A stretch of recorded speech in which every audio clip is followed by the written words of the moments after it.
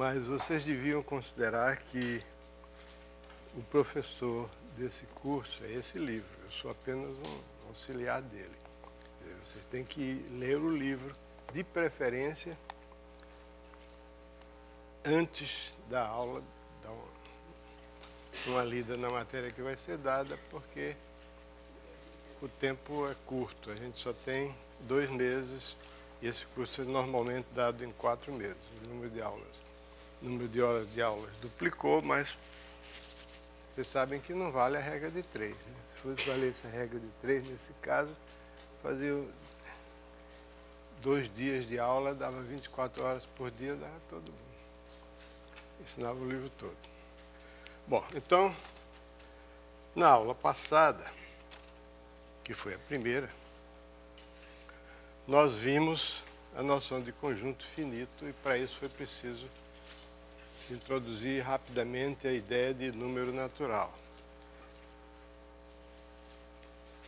Vocês devem ter percebido que nós tratamos nesse primeiro contato com os números naturais, o número como um substantivo. 1 é um substantivo, inicialmente. 2 é um substantivo. Depois é que nós introduzimos a noção de número de elementos de um corpo, aí 2 passou a ser 2 jogadores de futebol, por exemplo. Aí 2 já não é mais um substantivo. Quando eu estudei no colégio, no curso primário, 2 era um adjetivo numeral cardinal. Nas outras línguas, pelo menos aquelas que eu tenho algum conhecimento, como francês, inglês, espanhol, italiano e alemão, 2 é um adjetivo numeral. Mas os gramáticos brasileiros nos fizeram um favor de lá, alguns anos atrás, acabar com isso. 2 não é mais adjetivo, agora criaram uma categoria chamada numerais. Não é só 2, eu estou mencionando 2, mas 3, 4, 5, 6, etc. Então, quando eu digo o número 2, eu estou falando no substantivo 2. Quando eu digo 2 sapatos formam um par, aí 2 aí já não é mais um substantivo. Por isso que a ideia do Peano é que era a ideia de estudar primeiro os substantivos e depois usar esses substantivos para adjetivar. Porque os números naturais são o modelo matemático para fazer a operação de contagem. A matemática é um conjunto de ferramentas que são utilizadas, uma ferramenta pode ser utilizada de diferentes formas. Não é isso? Então, os números naturais são vistos desse modo. Agora nós vamos estudar os números reais. Esse capítulo é capítulo de números reais. Os números reais contêm naturalmente os números naturais.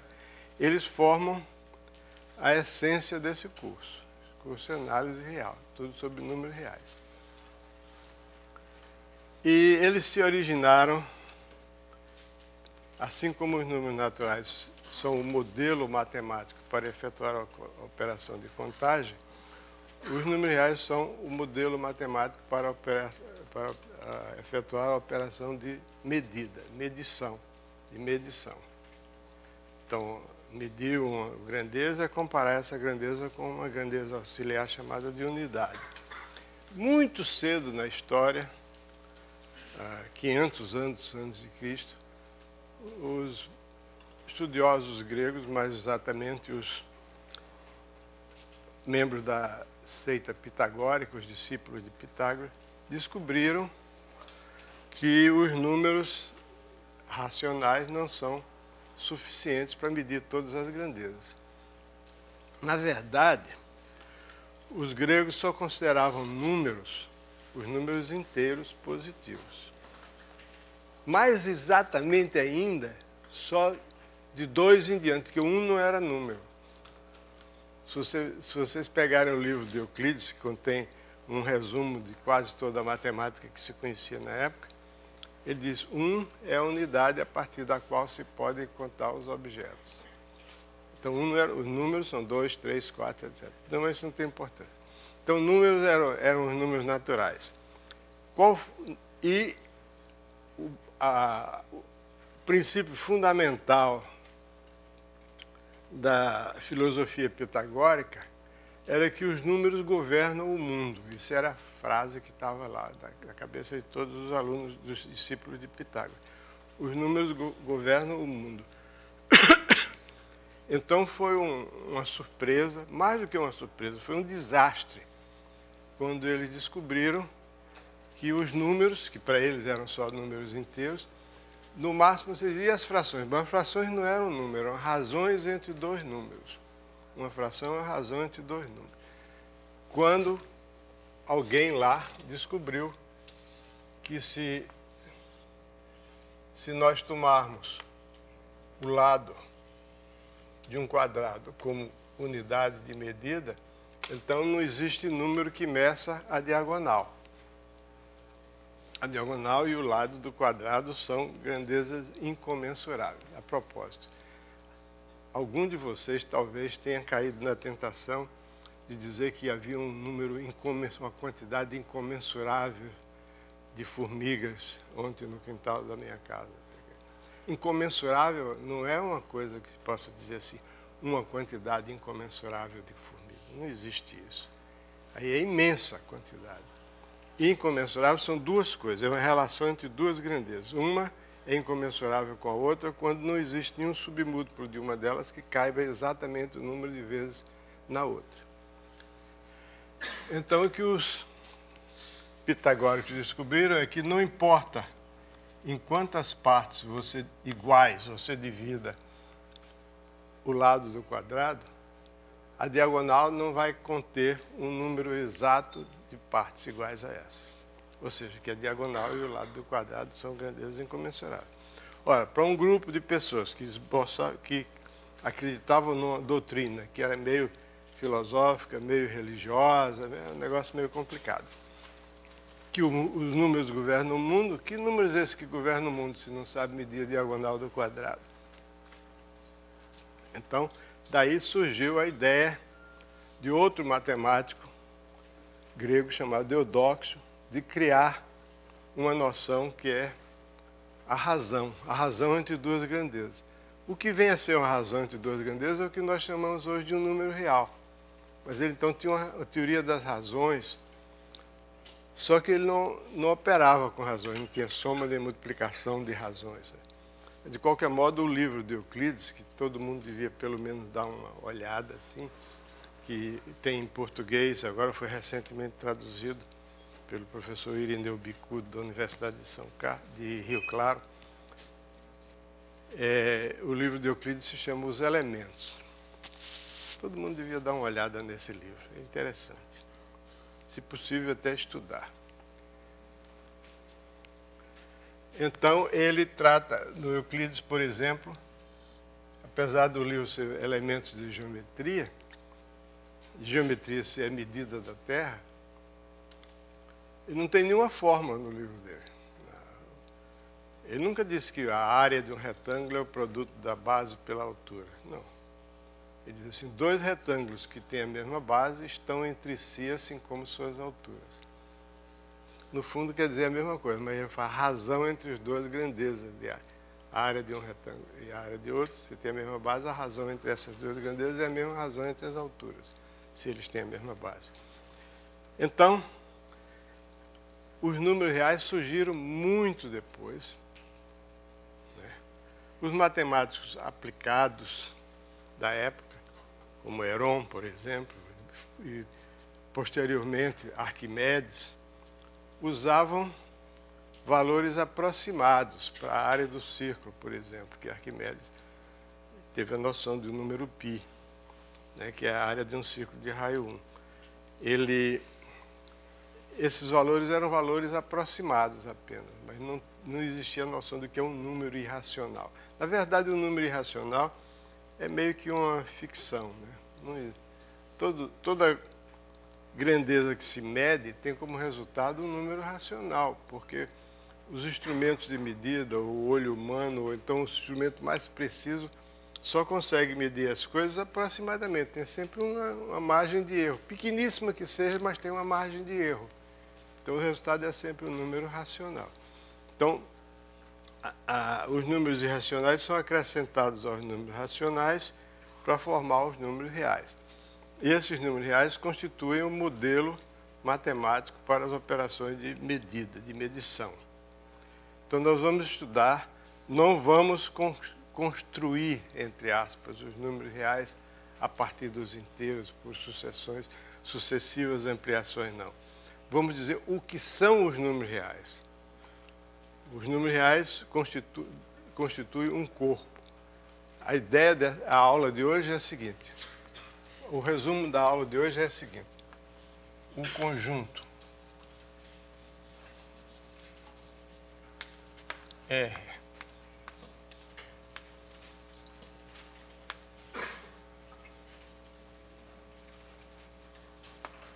dos números reais é um corpo ordenado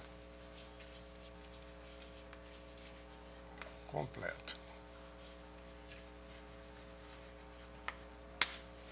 Isso caracteriza completamente o conjunto dos números reais no sentido de que todas as propriedades, todos os fatos relativos a números reais são consequências dessas três coisas. Que os números reais formam um corpo, esse corpo é ordenado e esse corpo ordenado é completo. Então nós vamos explicar o que é que significa isso. Tá? Bom, em primeiro lugar, o que é um corpo? O corpo significa que existe em R duas operações, adição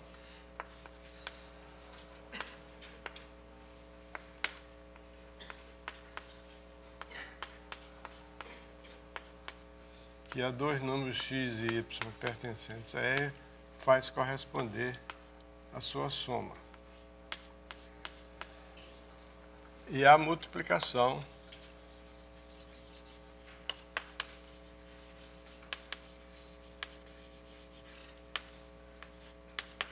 que a cada par de números reais faz corresponder o seu produto. Muito bem. Então essas são as duas operações que vão constituir o corpo dos números reais. Essas operações estão sujeitas, elas obedecem certas regras. A primeira delas, sei lá, a ordem não importa muito, a associatividade. As operações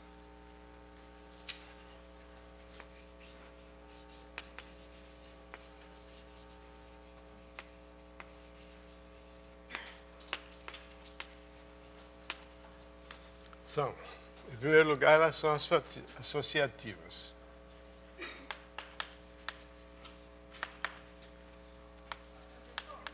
Diga.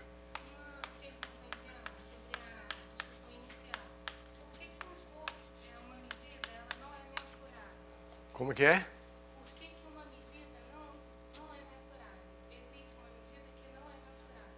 Eu não entendo o que você está dizendo. Uma medida que não é mensurável? Quer dizer, uma medida que não é mensurável significa uma medida que não pode ser medida. Isso não faz sentido isso que você está perguntando. Me desculpe, mas não faz sentido. Medida mensurável é uma coisa que não tem sentido. Medida é uma coisa para medir. Então você não pode perguntar uma medida se ela é mensurável. Que são grandezas mensuráveis. Aí sim, não medida. Medida é uma operação que consiste em associar a cada grandeza um número que é a sua medida, de acordo com a unidade que se toma. Foda. Reformule a sua pergunta.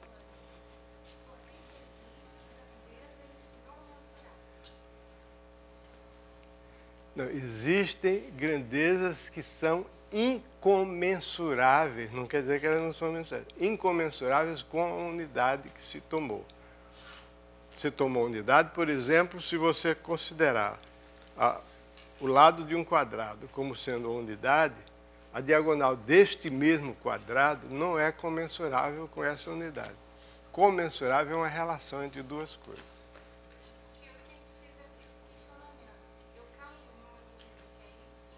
Não estou lhe escutando.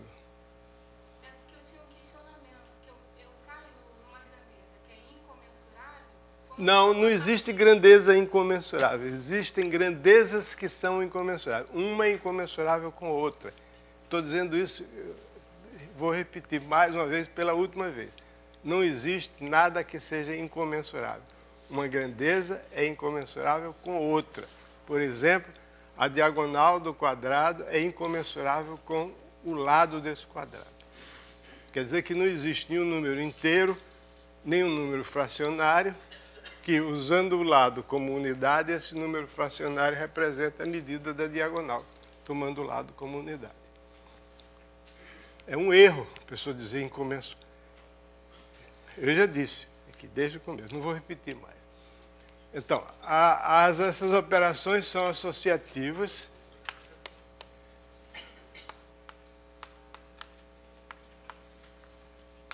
Ambas são comutativas.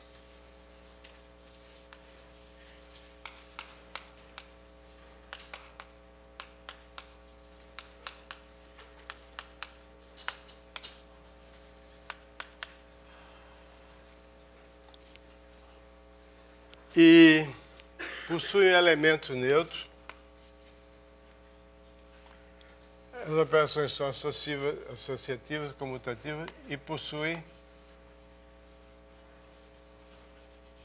elementos neutros.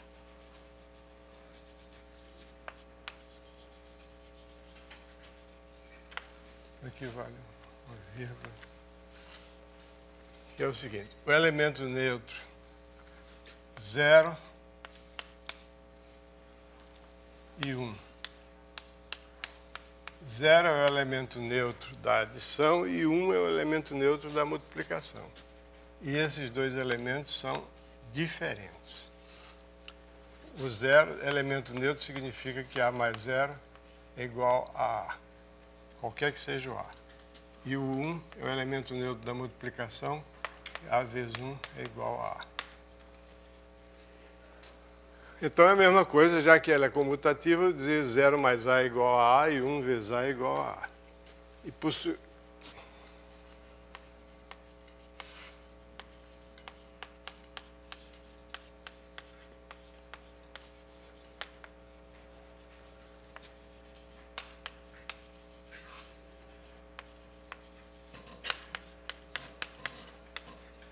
Cada A pertencente a R possui um inverso aditivo, quer dizer que é chamado menos A.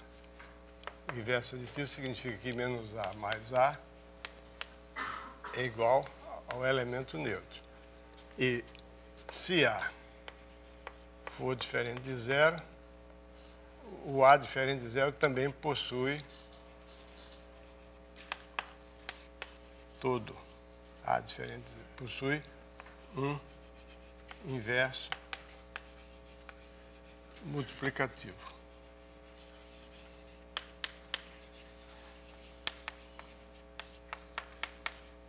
Quer dizer, o A menos 1.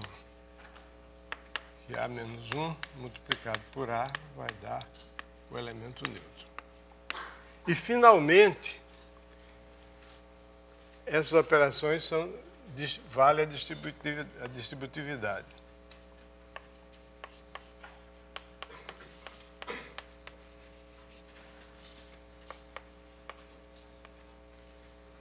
Distributividade, eu não vou escrever não. Então, isso aí, esses axiomas definem um corpo. Quer dizer, o conjunto dos números reais é um corpo porque está entre os números reais estão definidas duas operações que gozam dessas propriedades.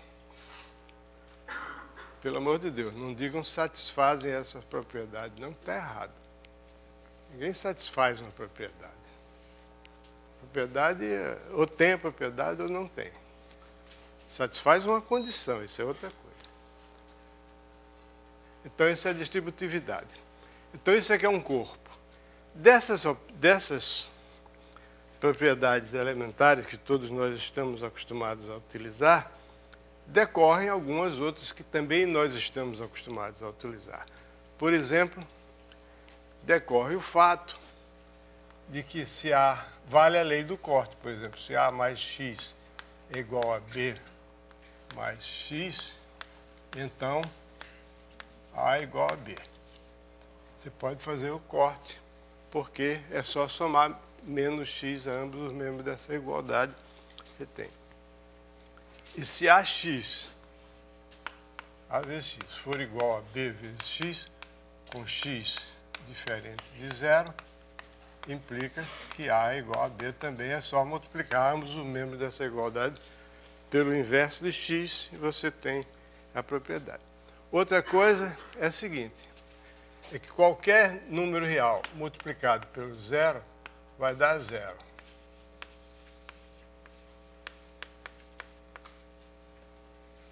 Por que que dá zero? Pelo seguinte, por causa da lei distributiva. Se você tiver o A, você somar qualquer número, A, por exemplo, se você somar com A vezes zero, eu não sei, A vezes zero não está entre os axiomas ali dizendo que A vezes zero é igual a zero. Mas é pelo seguinte, porque se eu somar A com A vezes zero, isso é a mesma coisa de que A vezes 1 mais A vezes zero, botando pela distributividade escrita ao contrário.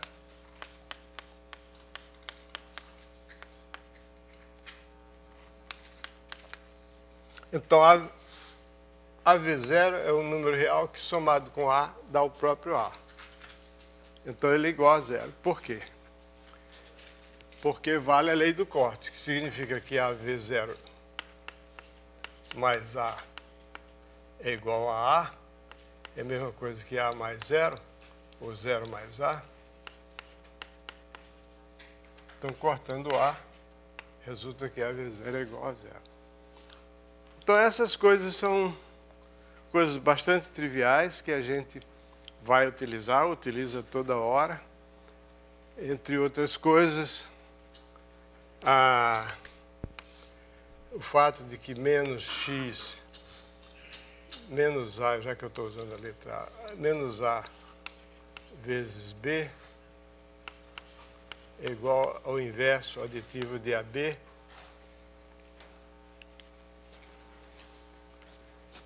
Menos A vezes menos B é igual a AB. Essas coisas todas resultam daí. Por exemplo, se eu quiser mostrar que menos A vezes B é o inverso aditivo de AB, eu pego e somo menos A vezes B com AB. Aí ponho A em evidência e fica... Então, vou provar só isso aqui. Como?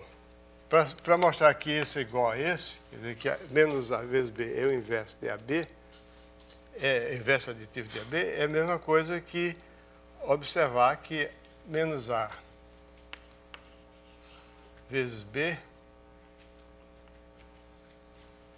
menos, vou botar parênteses como eu tinha botado, menos A vezes B somado com A vezes B, botando A em evidência, B em evidência, fica menos A mais A multiplicado por B, que é igual a zero multiplicado por B, que nós já vimos que é zero.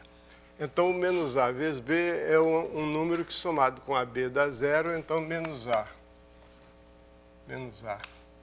vezes B é igual a menos AB. E assim vai, essas coisas que a gente está habituado a utilizar desde de criança são válidas e resultam desses axiomas. Diga.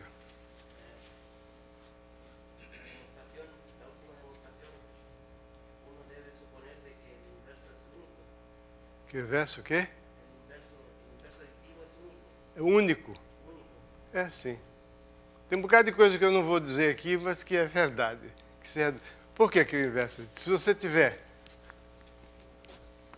A mais X igual a zero, daí resulta somando menos X, que A mais X mais menos X é igual a zero menos X.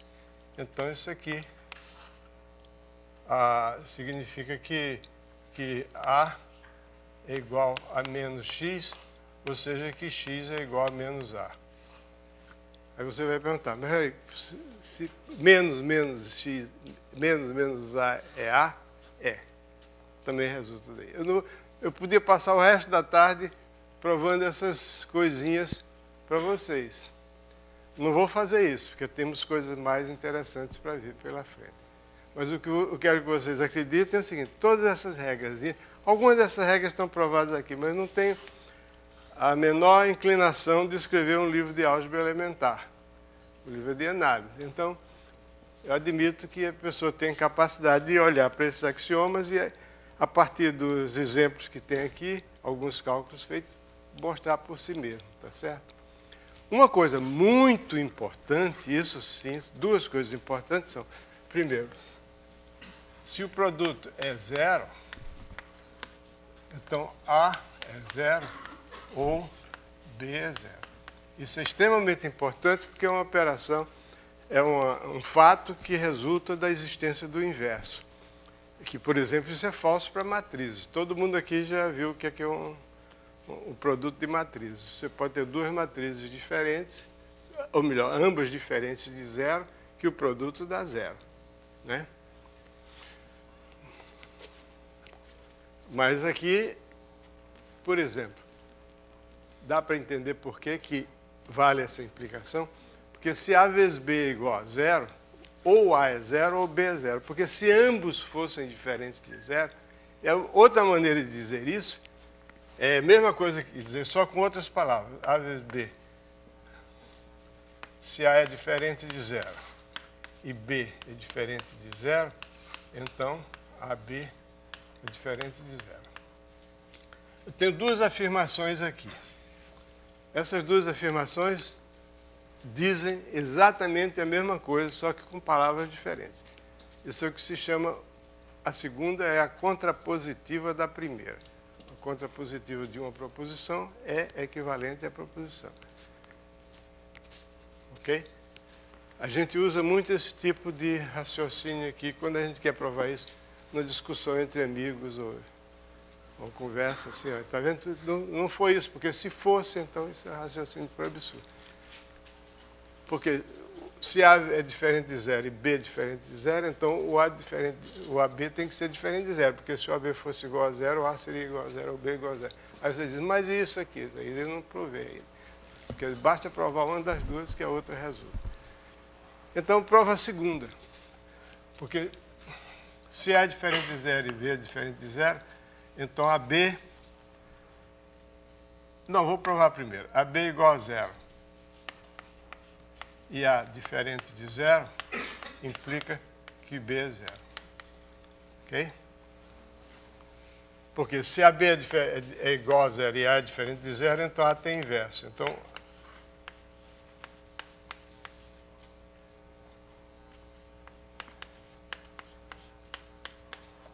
estou admitindo isso aqui. Essa é a minha hipótese. Essa aqui é a minha tese. Se a B é igual a zero e A é diferente de zero, então o B tem que ser igual a zero. Porque se o B fosse diferente, se como o AB é igual a zero e o A é diferente de zero, então o produto A inverso, existe o A inverso, porque o A é diferente de zero, multiplicado por AB daria zero.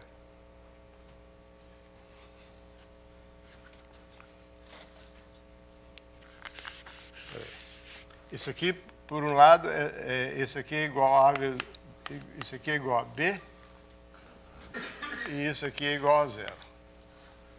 Ok? Porque é igual a menos 1 vezes zero, que é igual a zero. Ok? Fiz de lá para cá e de cá para lá. Mas... Ok, vou repetir. Suponha que AB é igual a zero e A é diferente de zero. Então, eu pego o AB que é igual a zero, multiplico o AB por A inverso, e que existe porque eu estou supondo que o A é diferente de zero. Quando eu multiplico por A inverso, por um lado, e é a mesma coisa, por um lado mesmo, pelo lado direito, isso dá B. E por outro lado, isso dá A menos 1 vezes zero, porque eu estou supondo que AB é zero, que é igual a zero. Então, B é igual a zero. Então, o produto de dois números diferentes de zero é um número diferente de zero.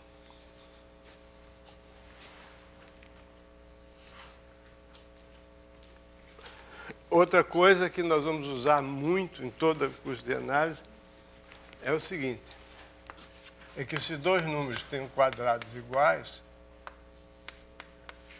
um deles, ou eles são iguais ou um deles é o inverso do outro. Isso é uma coisa que vale para números reais. Por quê? Porque se x2 é igual a y2, significa que isso implica que x2 menos y2 é igual a zero. Mas x2 menos y2 é x mais y multiplicado por x menos y.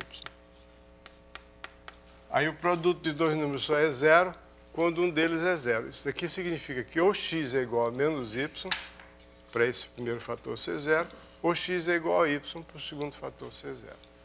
Então, se dois números têm quadrados iguais, eles são iguais ou um difere do outro por meio do sinal apenas. Fale. Alto, por favor. Professor, pergunta. Ali na anterior, a B é igual a zero, certo?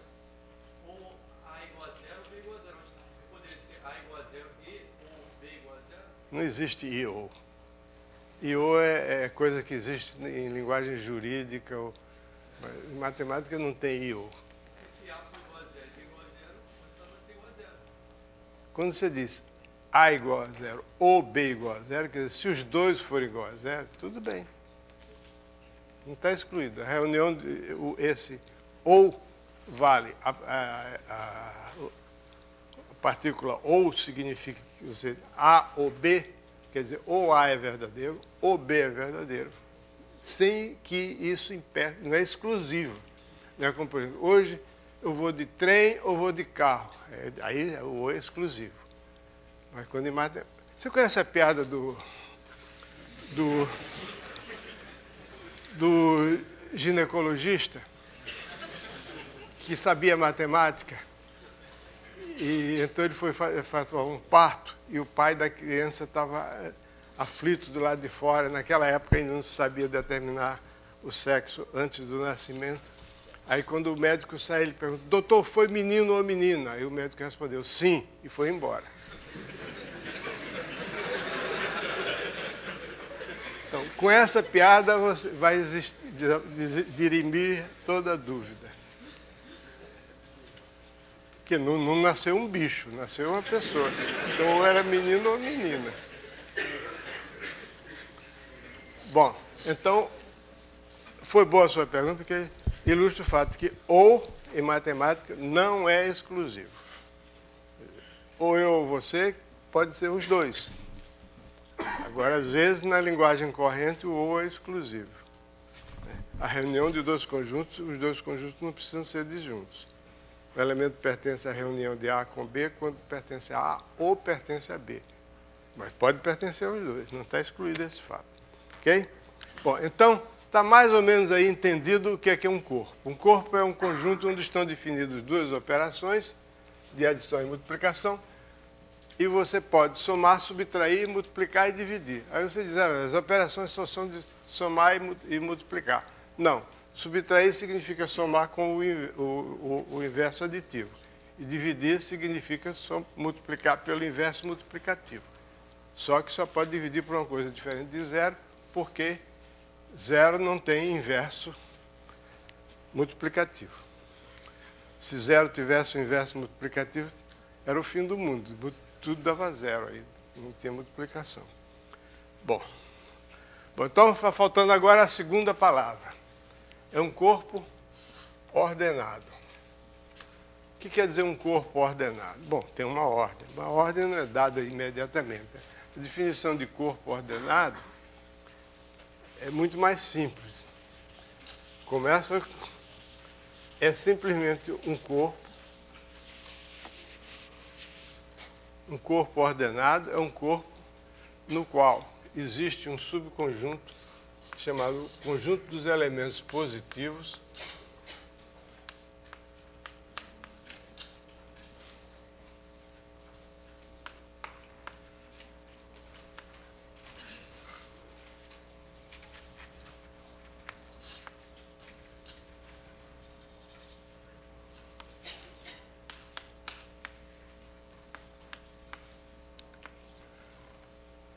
Então, quer dizer, corpo ordenado significa que entre os elementos daquele corpo foram destacados alguns que vão constituir uma certa classe chamada classe dos elementos positivos.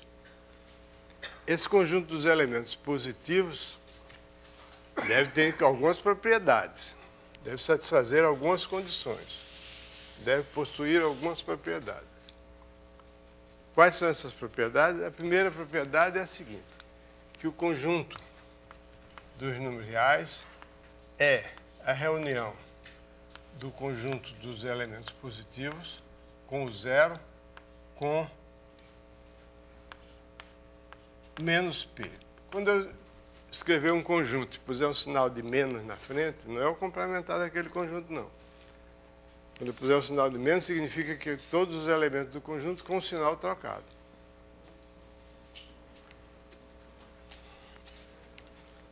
E essa reunião é disjunta.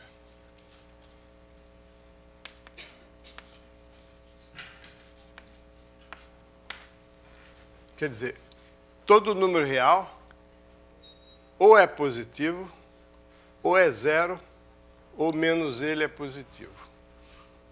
Menos ele é positivo, então eu digo que ele é negativo. Então são os números positivos, os números negativos e o zero, e essa reunião é disjunta, quer dizer, nenhum número pode ser ao mesmo tempo positivo e zero, e nem pode ser negativo e zero, nem negativo e positivo ao mesmo tempo.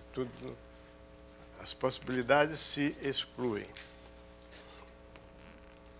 Agora, aqui no livro está dito assim, dado x pertencente a R, exatamente uma das três alternativas seguintes ocorre. Ou x é igual a zero, ou x é positivo, ou menos x é positivo. No caso, eu digo que x é negativo.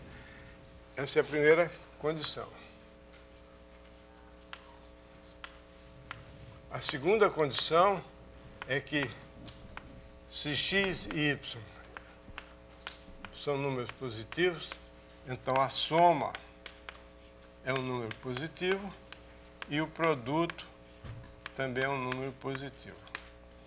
Eu estou escrevendo P, mas na verdade a notação correta é R+. Falei P porque P é inicial da palavra positivo, mas o conjunto dos números positivos é R+. Ao contrário dos livros didáticos que se estudam no colégio, os números positivos, o R+, não tem zero, não. Zero é outra coisa, não é positivo. Para os autores de livros brasileiros, né, dizem que o conjunto dos números positivos inclui o zero. Brincadeira. Mas tem um livro aí, aliás, o livro mais vendido no Brasil. Eu descobri que ele era... Descobri não, o diretor da editora me disse, esse é o livro mais vendido no Brasil. Não vou dizer qual é, não. Tem a seguinte definição. Chama-se intervalo a todo conjunto de números reais. Por acaso eu estava conversando com um senhor que é diretor dessa editora. Eu disse, meu senhor, isso é a mesma coisa que escrever um livro de biologia dizendo chama-se inseto a todo ser vivo. Aí ele disse, é assim, está errado. Está errado? Não, está erradíssimo. Aí ele falou para um autor do livro, os autores do livro, disse, olha, não ponha mais isso, que o professor Elon disse que está errado. Aí ele disse, tá bom, na próxima edição eu vou corrigir. Na próxima edição, sabe como foi que saiu? Chama-se intervalo a alguns conjuntos de números reais. Está errado? Não. Agora está errado? Não, não está errado. Só que não adianta nada, né? Errado não está, mas também dar essa definição e não dar é a mesma coisa.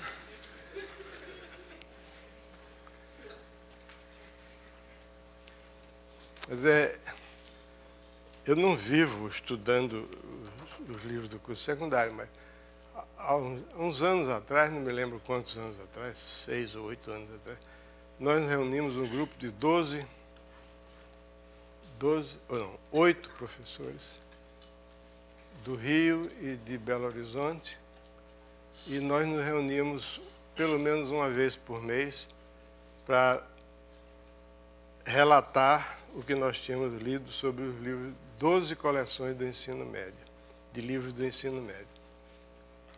Então, nós lemos cuidadosamente essas 12 coleções do ensino médio e foi escrito um livro chamado Exame de Texto. Esse livro está disponível na Sociedade Brasileira de Matemática.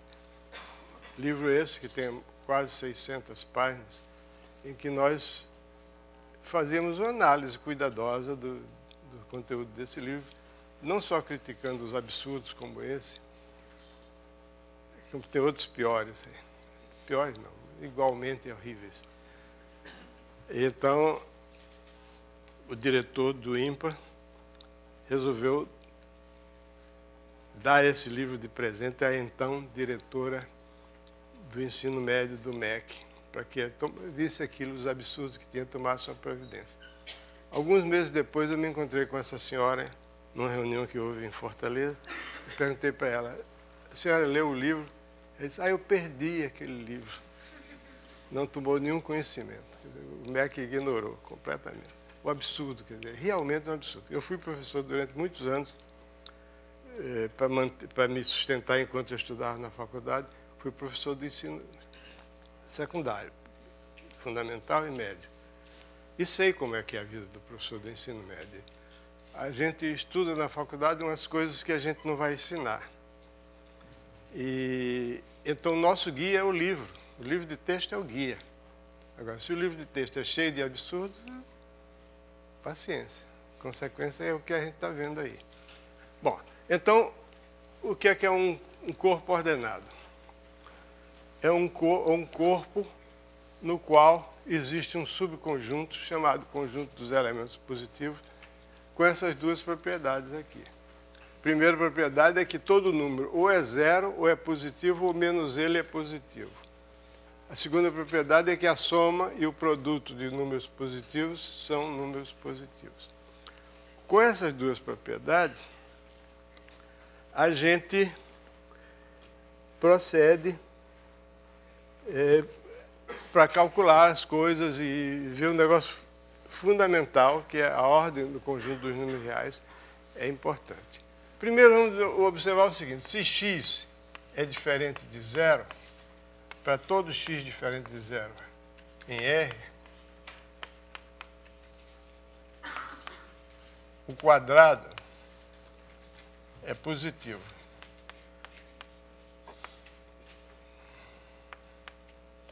O quadrado de qualquer número diferente de zero é positivo.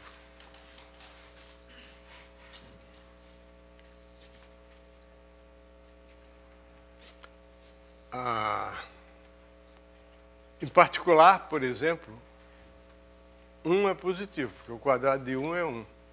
Então, 1 é positivo.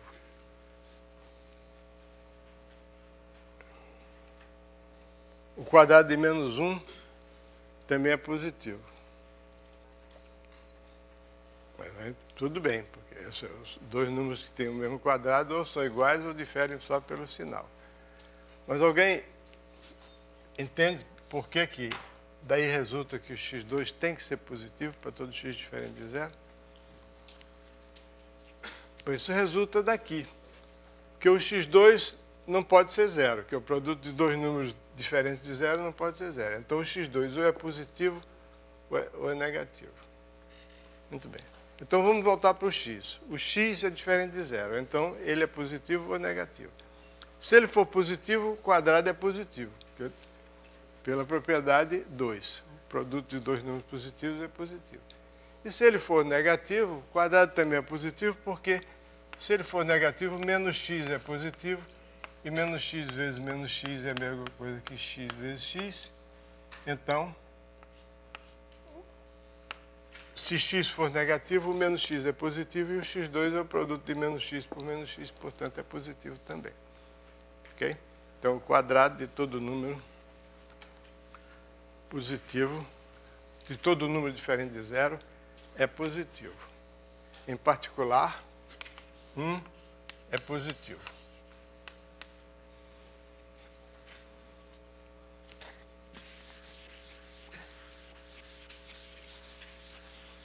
Se 1 é positivo, o menos 1 não é positivo.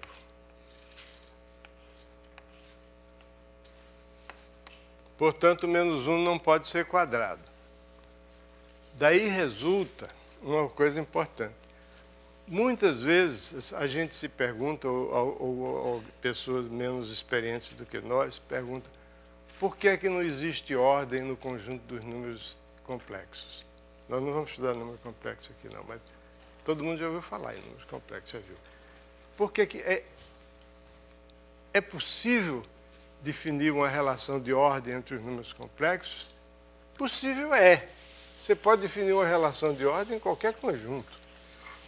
O problema é que relação de ordem é uma coisa. Eu não disse qual é a relação de ordem dos elementos positivos. Relação de ordem a gente pode definir. O que é a relação de ordem? Quando o conjunto é ordenado, a gente escreve x menor do que y, significa a definição. Y menos x positivo. Isso é que é x menor do que y. Y menos x é positivo. Então, isso, a relação de ordem finalmente é essa aqui. Ela decorre da existência dos números positivos. Muito bem. Mas eu estava falando por que não se pode definir uma relação de ordem entre os números complexos. Acho que alguém aqui já viu uma explicação desse fato? Se já viu, levante o braço. Você já viu a explicação disso? Qual é? Porque no caso, o quadradinho mais um composto ordenado tem que ser positivo e o I é complexo ao quadrado da minha vida. E menos 1 não pode ser negativo, não pode ser quadrado, não é isso? Muito bem, é isso mesmo. A razão é essa. Só falta dizer o seguinte: uma relação de ordem entre os números complexos você pode definir. Você disse que o número complexo é menor do que o outro, por exemplo, A mais BI é menor do que C mais DI, você pode definir a chamada ordem do dicionário. O dicionário é um negócio, um montão de palavras, mas estão ordenadas. Como é que é o dicionário? A ordem do dicionário é a ordem das primeiras letras, em primeiro lugar.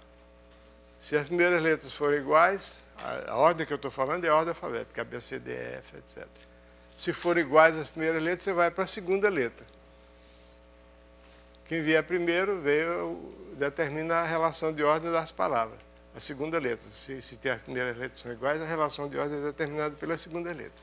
Se as segundas letras forem iguais, vai para a terceira letra e assim por diante. Então você pode definir uma relação de ordem entre os números complexos. Você define que A mais B é menor do que C mais DI, quando A for menor do que C, pronto, aí já acabou, não importa o C e o D. E se A for igual a C, você define a relação de ordem dizendo que quando o B for menor do que o D. Ok?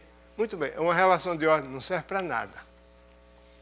Porque quando você define uma relação de ordem num conjunto que tem operações, você quer que essas operações respeitem a ordem. A ordem não pode ser dissociada das operações, porque se for, não é o corpo que está sendo ordenado, é um conjunto que está sendo ordenado, não tem nada a ver com as operações do corpo. Então, essa relação aqui é uma relação de ordem no seguinte sentido: se x for menor do que y, então x mais e é menor do que y mais e, qualquer que seja o z em R. Então, isso significa que a relação de ordem, uma vez tendo demonstrado isso, significa que a relação de ordem respeita a adição. Isso é que se chama monotonicidade da adição. Infelizmente, a multiplicação, ou felizmente, se x for menor do que y e z for positivo, então xz é menor do que yz. Se z for negativo, não. Vamos ver por quê. Em primeiro lugar, é isso aqui. Por que isso? Porque x menor do que y significa que y menos x é positivo. Se y menos x é positivo, então y mais z menos x mais z, que é igual a y menos x, porque o z desaparece, é positivo. Então, x mais z é menor do que y mais z. Ok? Da mesma forma para o produto. Ok? Então, a relação de ordem aqui definida é uma relação que respeita as operações de adição e multiplicação por um número positivo.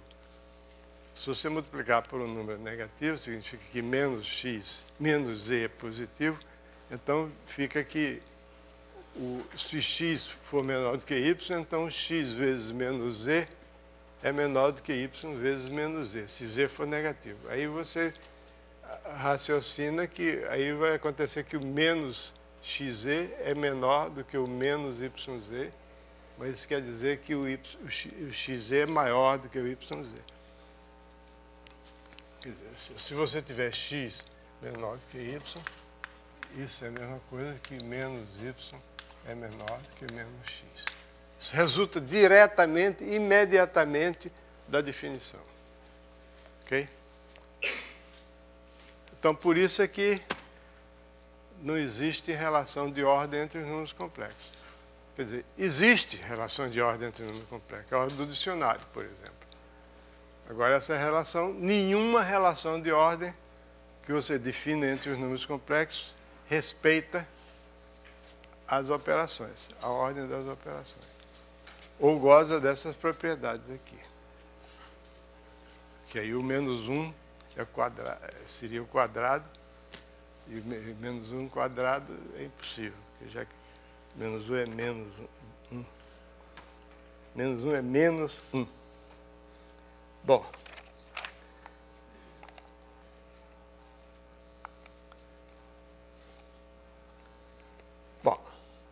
Então tem essas coisas aqui que são bem elementares, que a gente já viu, que, por exemplo, que se os x e y são positivos,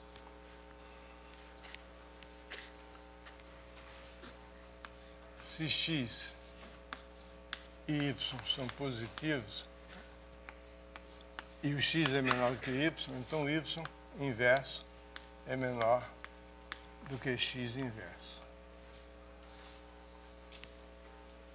É só multiplicar ambos os membros da relação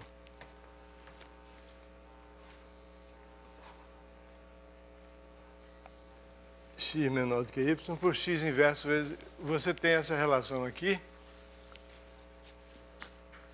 Aí eu multiplico isso por ambos os membros desta desigualdade aqui. Eu multiplico, já que eu sei que a multiplicação é monótona, então eu multiplico por x inverso vezes y inverso. Multiplicado por x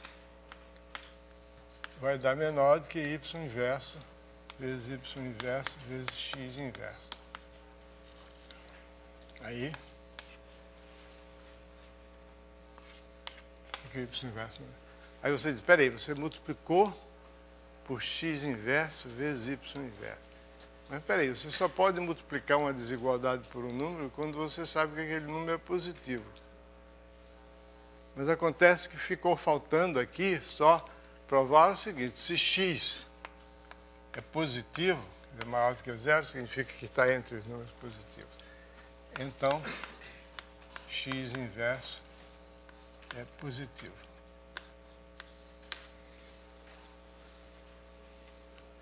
Porque x inverso é igual a x multiplicado por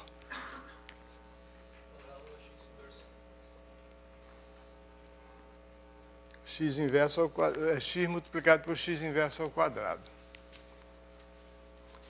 Se x é positivo, então x multiplicado por x inverso ao quadrado é igual a x inverso. Ok? Então, x é positivo, implica que x inverso é positivo. X inverso é o produto de dois números positivos. Bom, essas coisinhas assim são bastante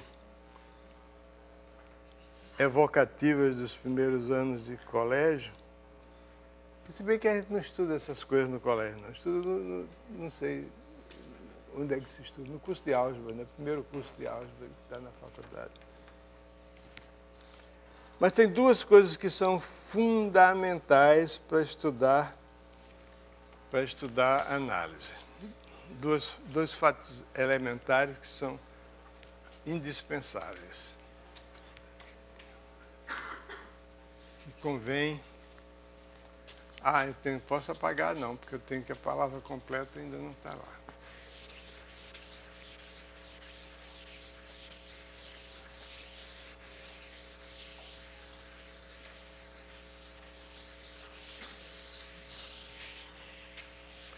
É de grande utilidade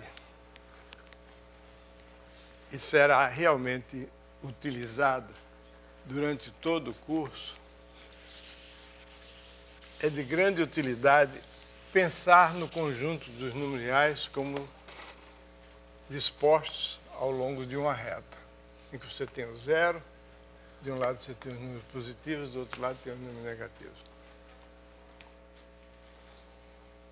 Mais uma vez aqui se revela o preconceito enorme que a humanidade tem contra as pessoas que são canhotas, né?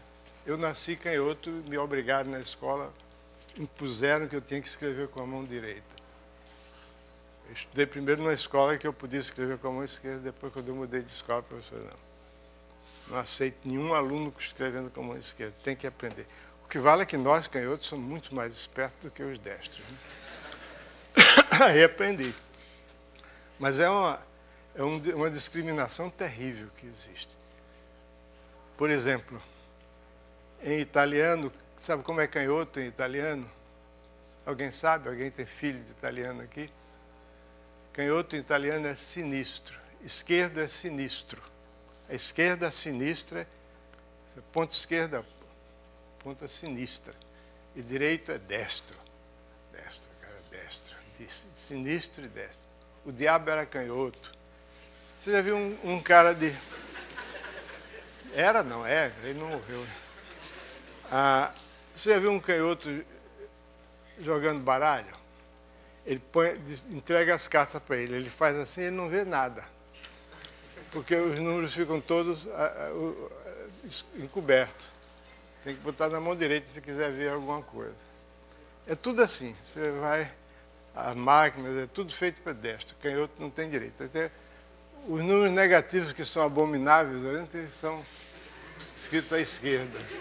Os positivos são os tais à direita.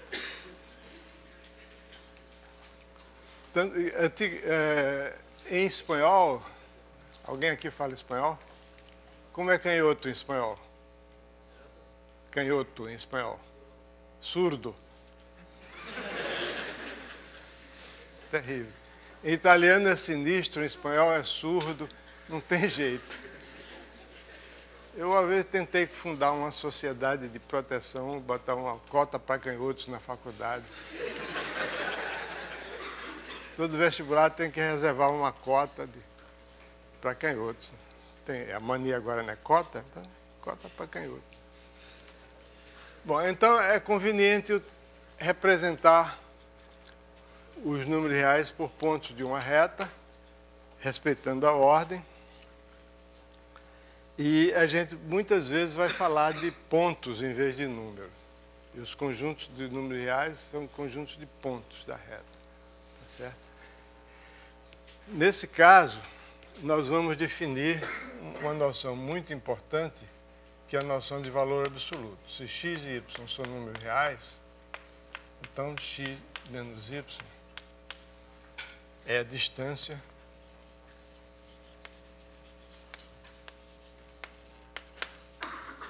de x a y. Espera aí, mas o que é o valor absoluto? O valor absoluto de um número é o próprio número se esse número for maior do que ou igual a zero. E o valor absoluto é igual a menos A se A for menor do que zero. Então, o valor absoluto, quer dizer, x menos y em valor absoluto, significa que ou é x menos y, ou então é y menos x, um dos dois. É aquele que for positivo. Certo? Então, na verdade, o valor absoluto de A é o maior dos dois números, A ou menos A. Se A for zero, o valor absoluto dele é zero mesmo, tudo bem. Porque menos zero é zero. Ok? Então, o valor absoluto é definido assim, ou pode ser definido assim também. Ou então pode ser definido assim, que A é o único número não negativo tal que cujo quadrado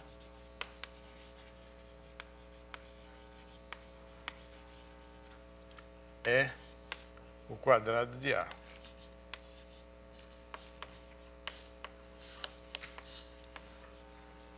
Está claro que essas três definições são equivalentes?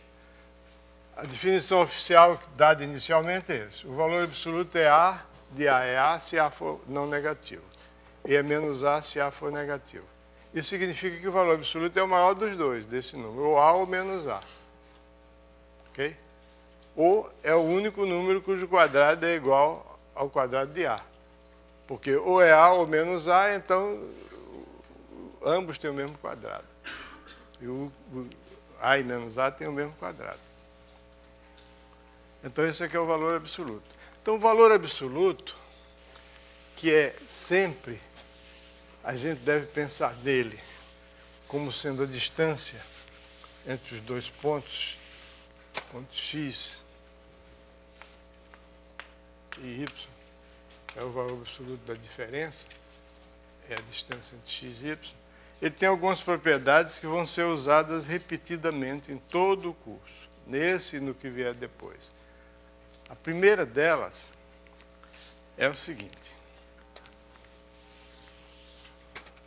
o valor absoluto da soma é menor do que ou igual à soma dos valores absolutos.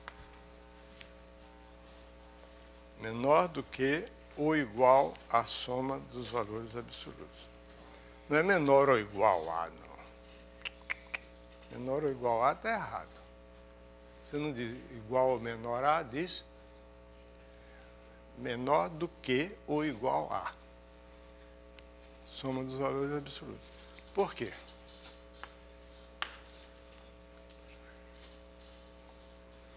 Pelo seguinte, que o valor absoluto de x é maior do que ou igual a x. Que é o maior dos dois números, ou x ou menos x. Então é maior do que ou igual a x. E o valor absoluto de y é maior do que ou igual a y. Então, somando membro a membro essas duas desigualdades, dá que o valor absoluto de x mais y, mais o valor absoluto de y, é maior do que ou igual a x mais y. Analogamente, o valor absoluto de x é maior do que ou igual a menos x. O valor absoluto de y é maior do que ou igual a menos y. Consequentemente, o valor absoluto de x mais y, o valor absoluto de y é maior do que ou igual a menos x mais y, que é somando esse membro a membro. Então, o valor absoluto de x mais o valor absoluto de y é maior do que ou igual a x mais y e a menos x mais y. Ora, o maior é maior do que esse e é maior do que esse. Agora, o maior é maior do que ou igual ao maior dos dois. Então, o valor absoluto de x mais y é maior do que ou igual ao valor absoluto de x mais y. Por quê? Porque é maior do que esse número, sem o parênteses, sem as barras, e é maior do que ou igual a menos esse número. Então, é maior do, um dos dois é o valor absoluto. Ok? Então, isso é verdade. Outra coisa que é verdade também é que o valor absoluto do produto é produto dos valores absolutos. Isso aí é mais fácil de ver. Basta, como ambos os membros desta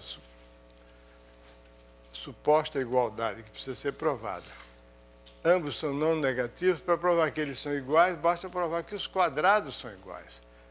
Se os quadrados forem iguais, um deles é mais ou menos o outro. Então, como ambos são positivos, se os quadrados forem iguais, ambos são não negativos, se os quadrados forem iguais, eles são iguais.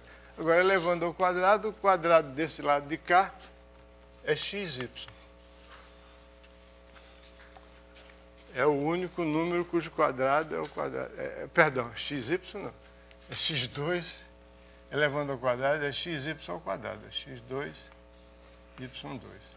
E elevando esse aqui ao quadrado também, x2, y2. Então, esses dois números têm o mesmo quadrado, logo são iguais, porque nenhum deles pode ser negativo. Ok? Então, essa é a primeira coisa. Ok? A segunda coisa, que é igualmente relevante, é o seguinte.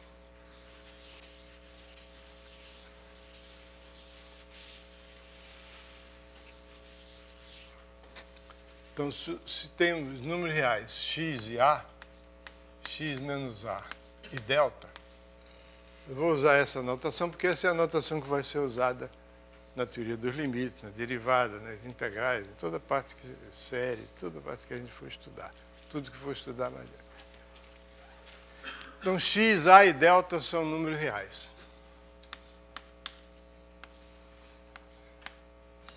Evidentemente que quando eu escrevo assim, eu já estou admitindo que o delta é positivo, né? Não precisa dizer que o delta é positivo, não há necessidade, porque eu estou supondo aquilo ali. Esse lado de cá é não negativo, o delta é maior do que... Isso aqui, se e somente se o x está entre a mais delta e a menos delta. Essa desigualdade aqui é equivalente a essas duas desigualdades. Porque o módulo é a mesma coisa. Eu vou dizer valor absoluto é muito grande para dizer, a gente diz módulo é mais rápido. O módulo de x menos a, isso aqui significa, isso aqui, eu vou fazer uma gracinha aqui. Vou botar em aqui, são as implicações lógicas. Isso aqui significa que x menos a é menor do que delta e a menos x é menor do que delta. Ok? O valor absoluto menor significa que tanto o número como o seu negativo são menores. Mas isso aqui significa que o x é menor que a mais delta. E esse outro significa que o x, passando do x para lá e o delta para cá, é maior do que a menos delta. Então, isso é a mesma coisa que dizer que o x está entre a mais delta e a menos delta. Ok? Aí agora a gente utiliza, sem dizer que tudo que chama-se intervalo a qualquer conjunto de números reais, dizer alguns conjuntos de números reais são intervalos. Eu vou dizer quais são esses conjuntos que são intervalos. Eu pego A e B. Então você tem os seguintes conjuntos.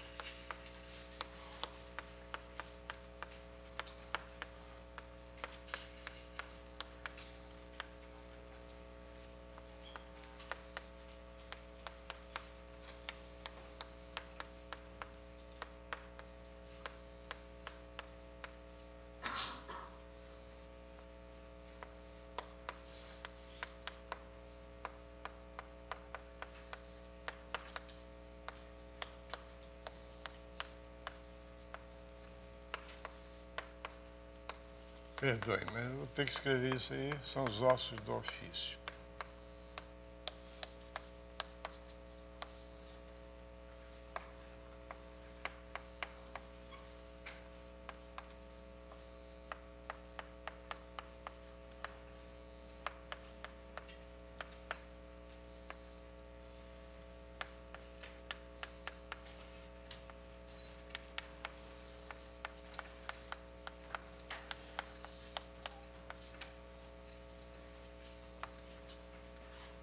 Bom, tem o outro com o B do lado de lá também, que menos infinito.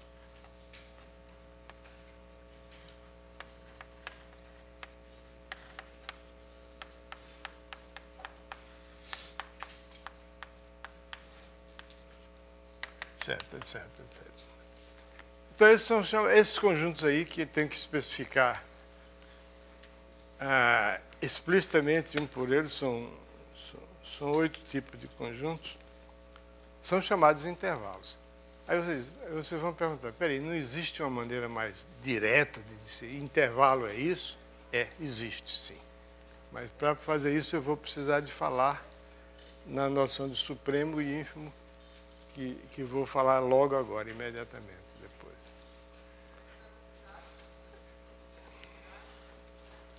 Quer dizer, são os intervalos.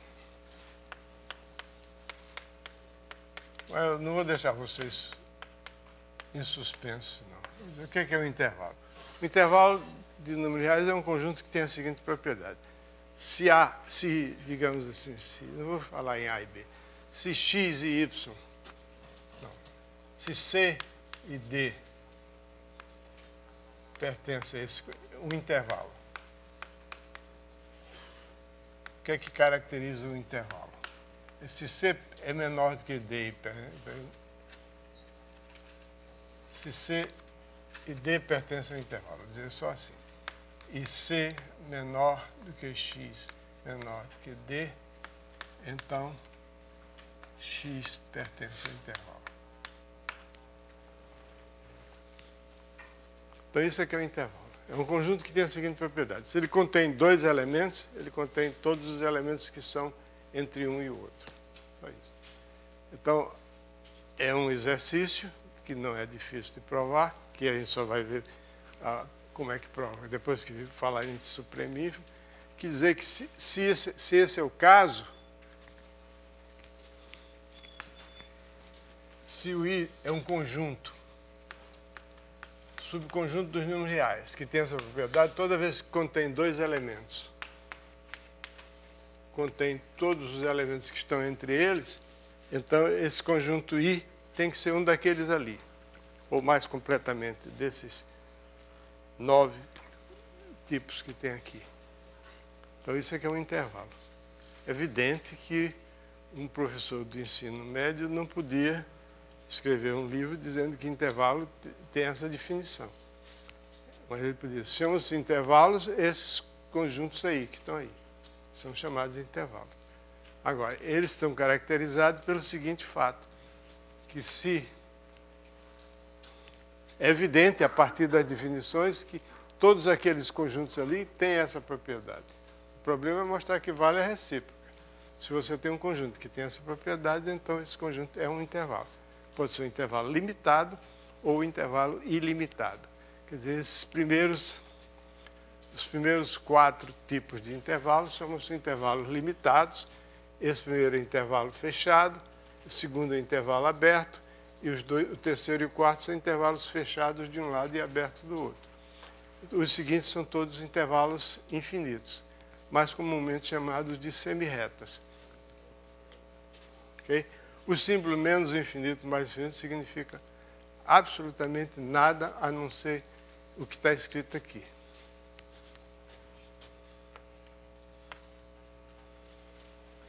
Tem nada a ver com o infinito, conjunto infinito que a gente definiu anteontem. É infinito no sentido de que se estende indefinidamente em um dos lados. Muito bem. Agora vamos completar a definição de conjunto dos números reais. É um conjunto, o conjunto dos números reais é um corpo ordenado completo. O que quer dizer completo? Completo significa que não está faltando mais nada, né? Completo, está completo. Não tem mais lugar não, está completo. Tem sim, tem os complexos, depois tem os quaternos, tem um bocado de coisa. As matrizes. Bom.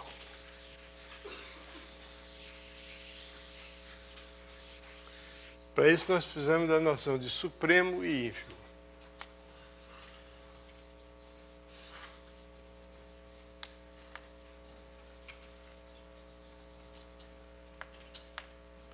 São nomes pomposos, né? Supremo, ínfimo, o cara está lá em cima. Canhoto e destro, né?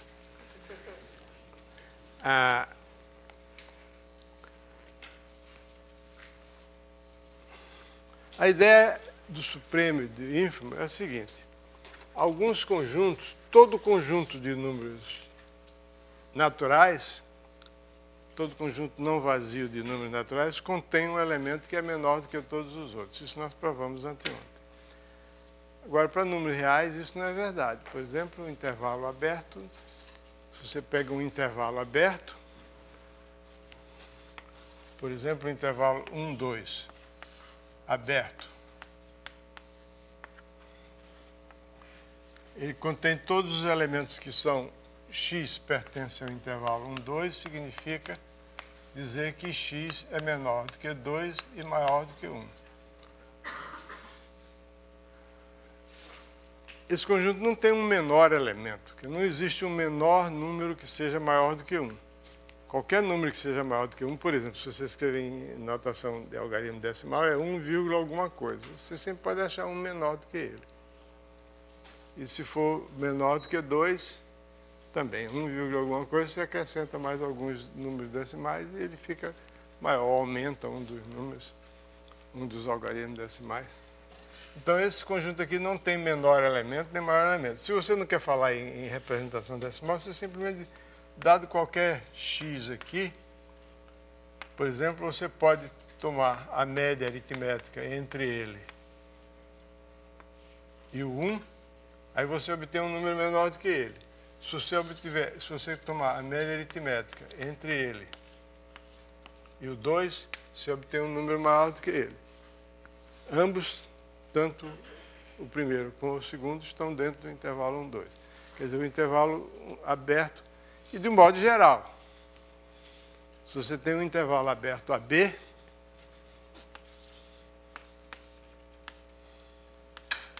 você pega um número x dentro do intervalo aberto AB, você toma a média aritmética entre A e X, você obtém um número que é menor do que x e ainda está dentro do intervalo. Se você toma a média aritmética entre B e X, você obtém um número que é maior do que x e é menor do que B, portanto ainda está dentro do intervalo. Então o intervalo não tem menor elemento nem maior elemento. No entanto, como é um conjunto limitado, a gente vê que tem aqui uma coisa que não pertence ao conjunto, mas é que se comporta como se fosse o maior elemento e o outro que se comporta como se fosse o menor elemento daquele conjunto. Esses são o supremo e o ínfimo do conjunto, respectivamente.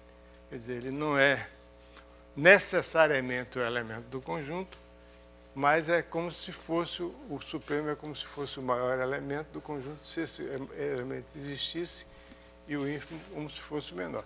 É claro que no caso do intervalo fechado, aí a gente tem o supremo é o maior elemento, e tem um maior elemento e tem também um menor elemento.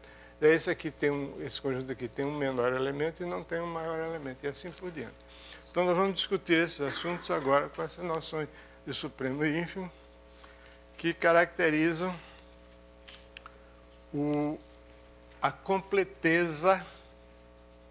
Eu sei o que eu estou dizendo, a completeza, não é completude, essa palavra não existe no dicionário.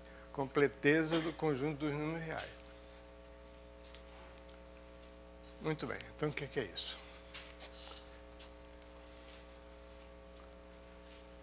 Bom, primeiro a gente define o que é um conjunto limitado, um conjunto X, subconjunto de R, um conjunto chama-se limitado. Superiormente,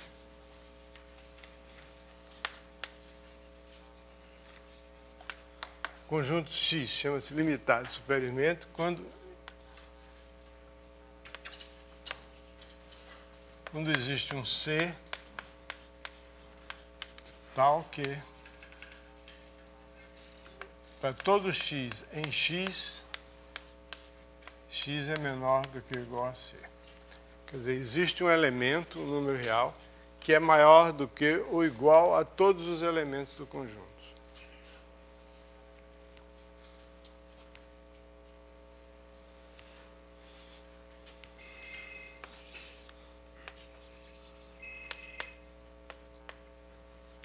Então, esse número C chama-se uma cota superior do conjunto X. É claro que um conjunto não tem uma única cota superior. Ele pode, se C é uma cota superior, todo número maior do que C também é cota superior.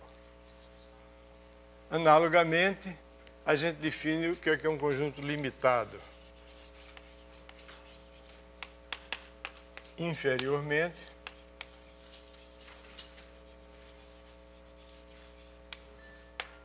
é quando existe um C tal que C é menor do que X para todo X em X. Aí esse número C chama-se uma cota inferior.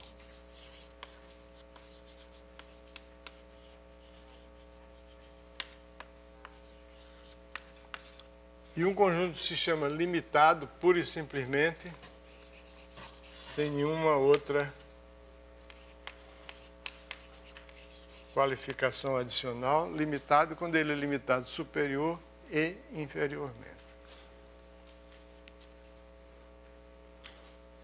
Exemplos: o conjunto dos números positivos é limitado inferiormente. 0 é uma cota inferior. O conjunto dos números negativos é limitado superiormente. E 0 é uma cota superior dele. Em ambos os casos, tanto a cota inferior como a cota superior não pertencem ao conjunto. Ok?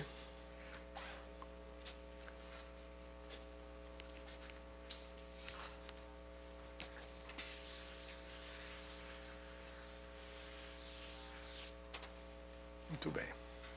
Então, seja X um conjunto limitado superiormente.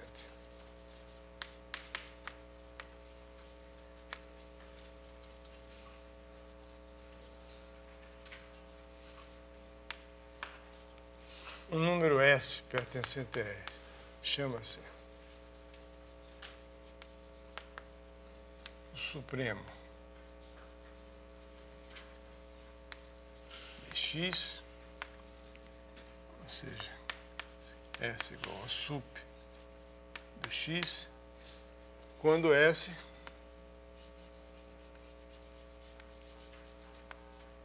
é a menor das cotas superiores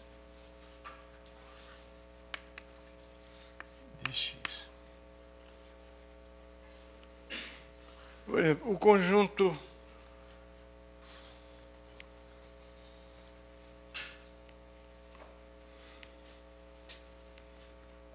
dos números racionais cujo quadrado é menor do que 2, conjunto dos números racionais cujo quadrado é menor do que 2, se em vez dos números reais nós estivéssemos considerando só os números racionais, coisa que nós temos o direito de fazer, porque até agora não disse nada que seja verdade para os reais e que não seja para os racionais. Tudo que nós falamos aqui para os números reais vale para os números racionais também. Você tem a ordem, você tem as operações, você tem valor absoluto, você tem tudo. A única coisa que não tem é que o conjunto dos números racionais não é completo. Mas é um corpo ordenado e tudo bem. Existem outros corpos ordenados também. Por exemplo, o conjunto das frações racionais é um corpo, quociente de dois polinômios, é um corpo ordenado. A ordem é meio capciosa, mas tem uma ordem. Até um certo ponto natural. Deixa para lá. Então, o conjunto dos números, se você considerar o conjunto de todos os números racionais positivos cujo quadrado é menor do que 2, esse conjunto é evidentemente um conjunto limitado superiormente. Porque, por exemplo, 4 é maior do que qualquer número que tenha um quadrado menor do que 2, é um número positivo cujo quadrado, qualquer número cujo quadrado é menor do que 2 é um número menor do que 4. Se fosse maior do que 4, o quadrado seria maior do que... seria. 3, qualquer coisa assim, ou o próprio 2, né? Mas esse conjunto não tem o menor. As cotas, então, 4 é uma cota superior do conjunto dos números racionais cujo quadrado é menor do que 2. 3 também é. 2 também é. Porque se o quadrado é menor do que 2, 1,5 também é. Porque o quadrado de 1,5 é 2,25. Né? Então, não é... Na verdade, não existe uma menor cota superior no conjunto dos números racionais.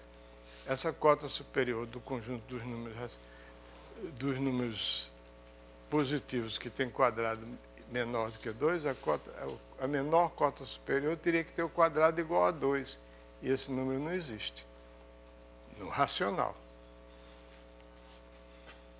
Isso aí foi descoberto pelo cara lá do Pitágoras, que desmoronou toda a teoria dele. Né? Os números governam o mundo e não tem nenhum número cujo quadrado seja igual a 2. Fale.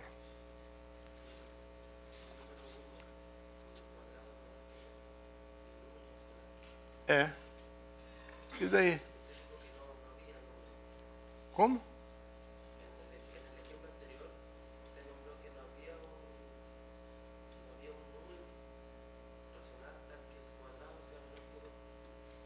Eu não disse isso. Eu acho que não disse isso. Pode ser até que eu tenha dito. Às vezes eu digo coisas sem me sentir. Mas o que eu disse é o seguinte. Considere o seguinte conjunto. Conjunto dos números racionais positivos que tem quadrado menor do que 2. Muito bem. Racionais positivos cujo quadrado é menor do que 2. 1 está nesse conjunto. Né? 1,1 também está nesse conjunto, porque o quadrado é 1,21, menor do que 2. E assim por dentro. Esse conjunto é um conjunto não vazio. Esse conjunto é um conjunto limitado superiormente. Por exemplo, 2 é uma cota superior para esse conjunto. Porque todo número cujo quadrado é menor do que 2, o número é menor do que 2. Então, 2 é uma cota superior para esse conjunto. Mas não existe... A menor das cotas superiores desse conjunto não é um número racional. Não existe nenhum número racional que seja a menor cota superior desse conjunto. Você pode provar, dá um pouquinho de trabalho, mas não é difícil. Provar que, dado qualquer número racional cujo quadrado é menor do que 2, você pode sempre achar um número racional maior do que ele, cujo quadrado ainda é menor do que 2. Você tem aqui o 2.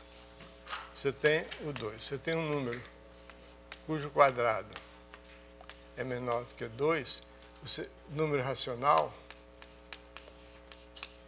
então você pode sempre achar um maior do que ele cujo quadrado ainda é menor do que 2. Então ele não tem um extremo superior. Não tem um número cujo quadrado é menor do que 2 que seja maior do que todos os outros.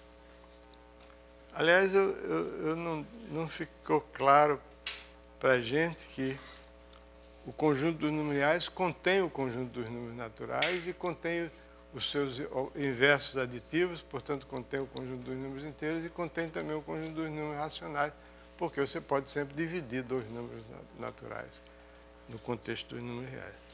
Mas deixa eu voltar aqui para a definição. Então, um conjunto se chama limitado superiormente quando existe um número que é maior do que todos os elementos daquele conjunto. O número C é único, mas ele é maior do que qualquer x em x. Então, esse número chama-se uma cota superior.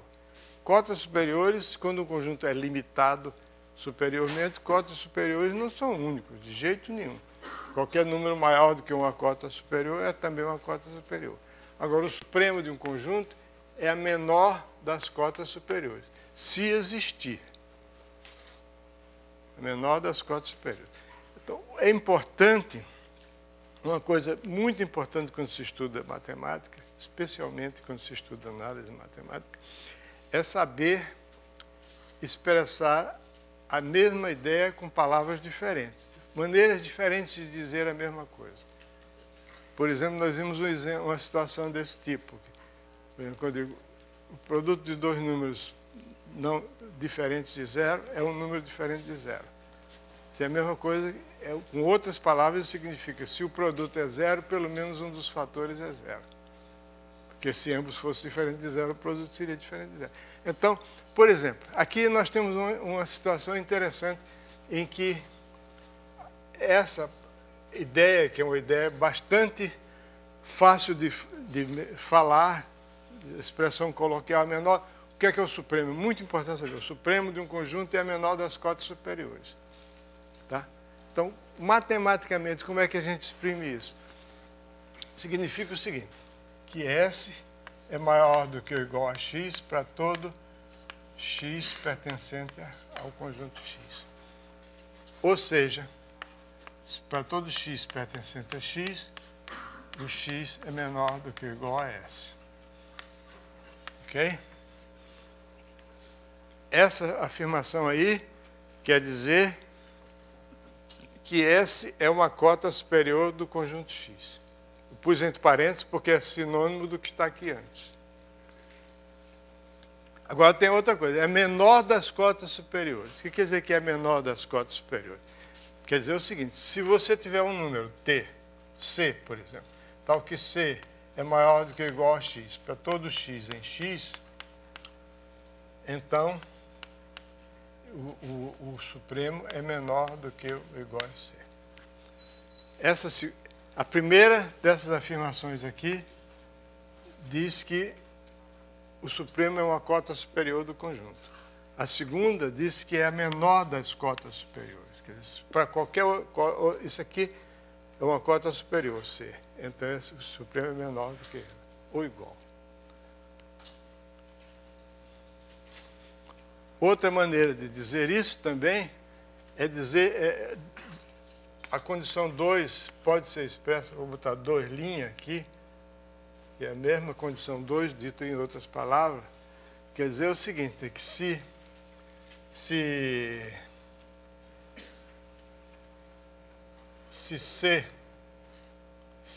D, por exemplo, for menor do que o supremo, então existe algum x pertencente a x, tal que x é maior, tal que D é menor do que x.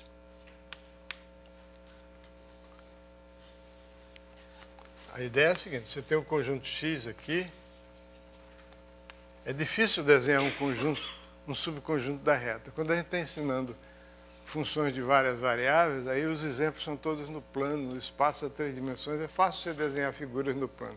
Agora, desenhar uma figura dentro da reta é dureza, né? Não dá para você fazer um desenho, um ser unidimensional. Então, eu faço esse negócio assim. Aqui você tem um conjunto X. Então, aqui está o supremo, S. Ele é uma cota superior, quer dizer, ele é maior do que maior do que ou igual a todos os elementos de X.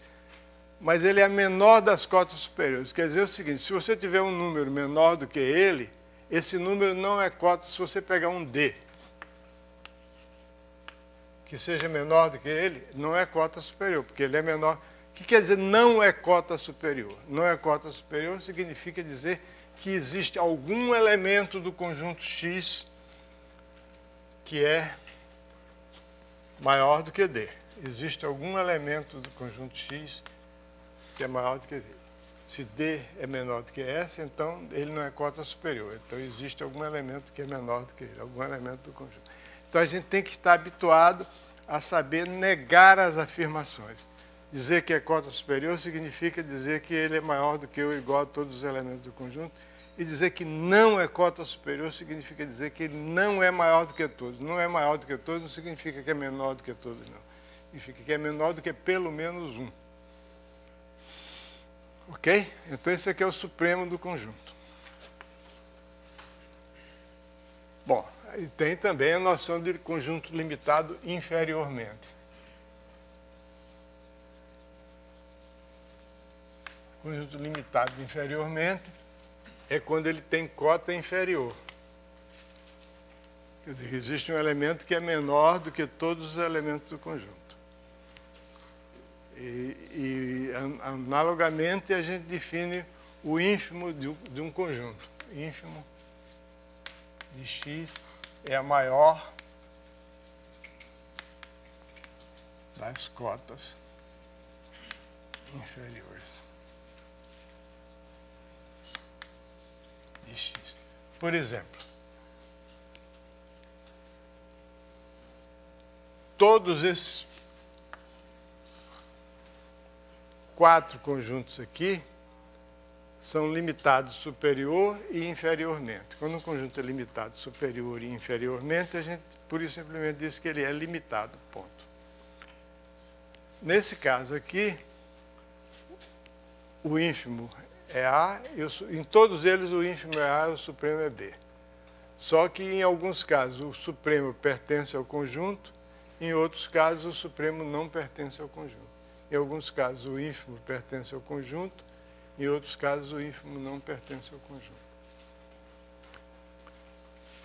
Então, tudo isso vai preceder a noção de corpo ordenado completo. Um corpo ordenado se diz completo quando todo conjunto limitado possui um supremo.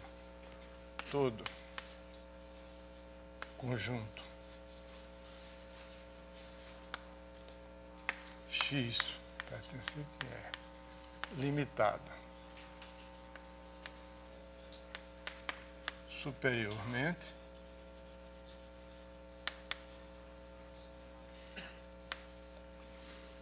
possui um supremo.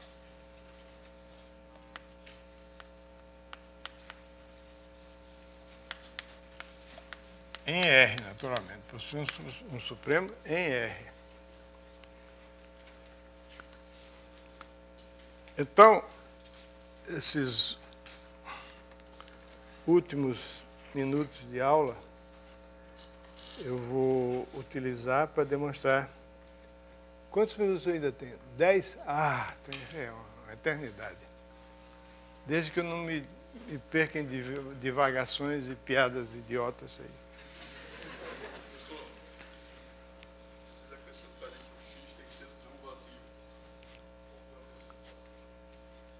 Muito obrigado. Tudo aqui está supondo que o conjunto é não vazio. Todo X é não vazio. Mas muito obrigado. Porque o supremo do conjunto vazio, sabe qual é? Menos infinito. Isso é bobagem. Não tem nem importância. Mas todo conjunto não vazio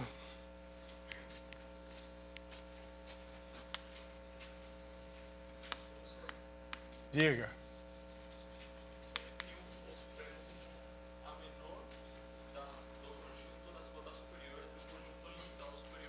É.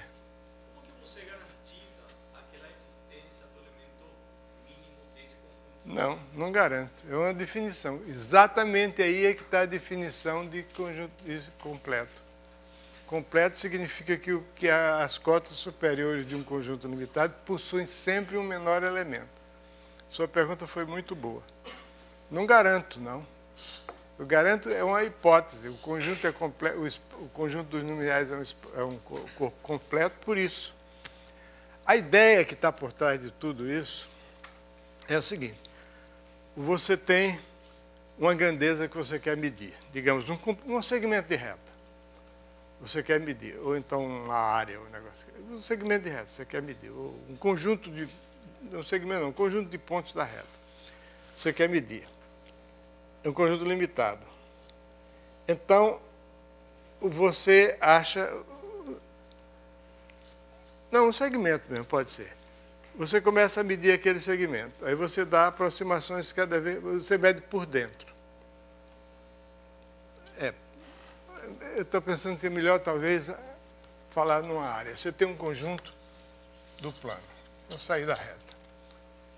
Então, você quer calcular a área desse conjunto. Como é que você define a área desse conjunto? Define a área desse conjunto é o seguinte: você tem valores aproximados dessa área por falta e por excesso. Existe um certo tipo de polígono que você pode chamar, é conveniente chamar, polígono retangular, que é um polígono formado por uma figura formada por uma reunião de retângulos adjacentes. Então, para calcular a área do retângulo, todo mundo sabe, multiplica a base pela altura. Então, você considera o conjunto dos polígonos retangulares contidos aí. Pois bem, cada um desses polígonos retangulares tem uma área, que você calcula a área de cada retângulo e soma. Esses números, essas áreas dos polígonos retangulares contidos ali, são os valores aproximados por falta da área que você quer calcular. Cada vez que você põe pedacinhos cada vez menores ali dentro do seu conjunto, você vai tendo aproximações melhores e melhores. Mas pode não ter um valor exato. Você nunca vai ter um valor exato. Mas você tem sempre, cada vez, valores maiores. Agora você tem também os valores, as aproximações por excesso. Você pode considerar polígonos retangulares que contenham o conjunto cuja área você quer medir. Aí você também tem aproximações por excesso. Então você tem dois conjuntos de números reais. Um conjunto das aproximações por falta e um conjunto das aproximações por excesso. Muito bem. Se a sua figura, a figura que você quer medir, for uma figura razoavelmente bem comportada, porque existem figuras loucas completamente, cuja fronteira tem medida positiva. Então, essa aí, as aproximações por excesso e as por falta ficam sempre distantes uma da outra, se a fronteira não for uma fronteira boa, por exemplo, fronteira formada por curvas diferenciáveis, etc. Ok. Então, você tem o ínfimo das aproximações superiores e o supremo das aproximações inferiores.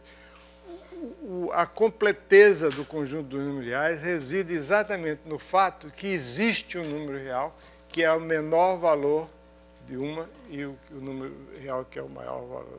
Esse número não é exatamente o que você falou, não, mas é por aí.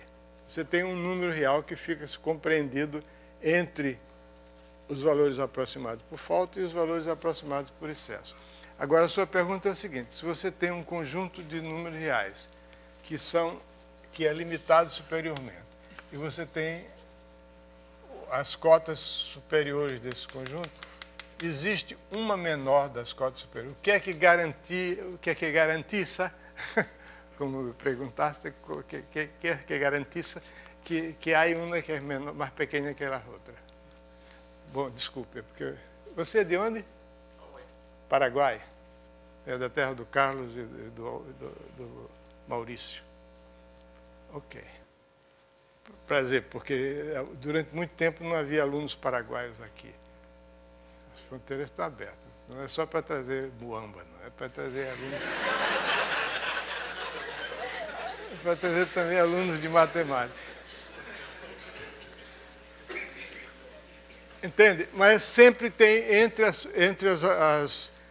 as cotas superiores, existe uma que é mínima. Isso aí não é verdade. A priori, se fosse o conjunto dos números racionais, isso não seria verdade. Mas o conjunto dos números reais é exatamente para colocar esse fator de completeza, esse dado de completeza. Bom, então, o conjunto dos números reais, o axioma fundamental é esse, da completeza é esse aqui. Um corpo completo é quando todo conjunto limitado, não vazio, limitado superiormente, tem um supremo. Ok? Esse aqui é um corpo completo. Daí resulta que todo conjunto limitado inferiormente tem um ínfimo. Porque você pega um conjunto que seja limitado inferiormente, troca o sinal de todo mundo desse conjunto, aí fica um conjunto limitado superiormente. Pega o supremo daquele conjunto e troca o sinal dele, fica o ínfimo desse aqui. Então, ainda tem 5 minutos, né? Ok. Eu acho que eu vou ter que terminar na próxima aula. Engraçado que hoje eu estava pensando que era que eu ia falar sobre esse capítulo e mais um pedaço do outro, mas eu tenho que me conter.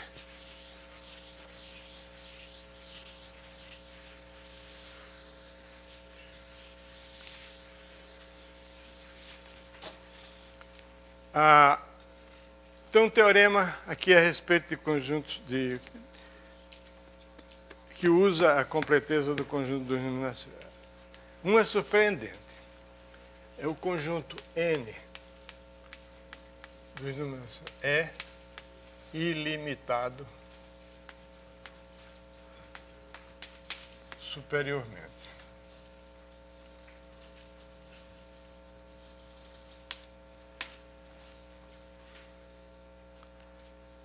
Parece estranho, né? Porque um corpo ordenado, o conjunto dos números naturais desse corpo ordenado, o conjunto dos números naturais, você pega a unidade, o elemento neutro da multiplicação, soma com ela, vai somando. Então, são os números naturais do conjunto.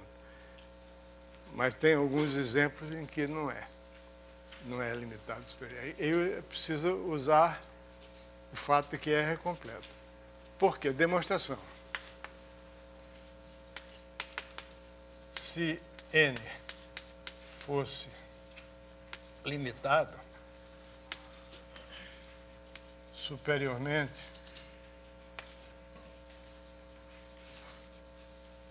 o que eu fazia? Tomaríamos C igual ao sup de N. Então existiria um número real que era maior do que todos os números naturais. Seria não só maior do que todos os números naturais, mas é o menor número com essa propriedade, que é maior do que todos os números naturais. Então, eu pego C menos 1. Então, C menos 1 não é cota superior, porque o C menos 1 é menor do que C. C é o supremo, é menor das cotas superiores. Então, C menos 1 não é cota superior. Se C menos 1 não é cota superior, o que quer dizer que não é cota superior? Quer dizer que existe pelo menos um número natural que é maior do que C. Então, existe um natural N maior do que C menos 1, desculpa. C menos 1 é menor do que N. Ah, mas aí, se C menos 1 é menor do que N, então C é menor do que N mais 1. Espera aí, mas C é o supremo do conjunto dos números naturais. Então, C é uma cota superior. É maior do que todos os números naturais. Então, é menor do que N mais 1. Isso é um absurdo. Porque N mais 1 é um número natural. Tão natural quanto N. Então, é um absurdo. Logo, esse conjunto é um conjunto ilimitado superiormente. Bom, uma consequência disso tem duas consequências. Uma que nós vamos utilizar logo mais é o fato de que o conjunto de todos os números da forma 1 sobre n, onde, se eu considerar esse conjunto, então o ínfimo desse conjunto é 0.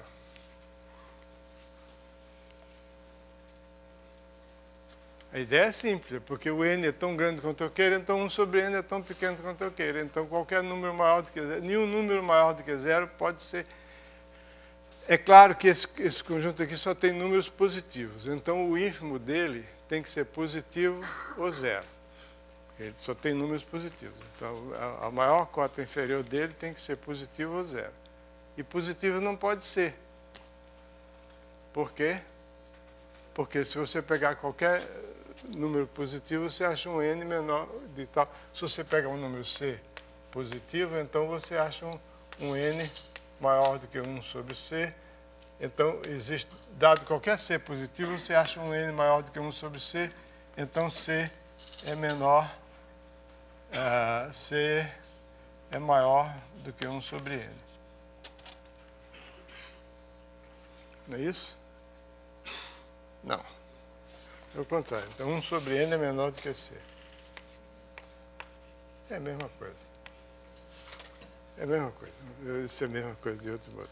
1 sobre n é menor do que c. Qualquer que seja o número positivo, vai ter um n tal que 1 sobre n é menor do que c.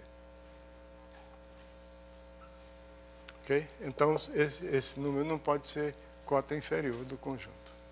1 sobre n. O conjunto dos números 1 sobre n. Bom, depois... Cara, acabou o meu tempo, acabou a fita, né? Não tem mais fita. O celuloide acabou. Sexta-feira a gente conclui essa conversa. Não se esqueçam, né? O professor é esse aqui.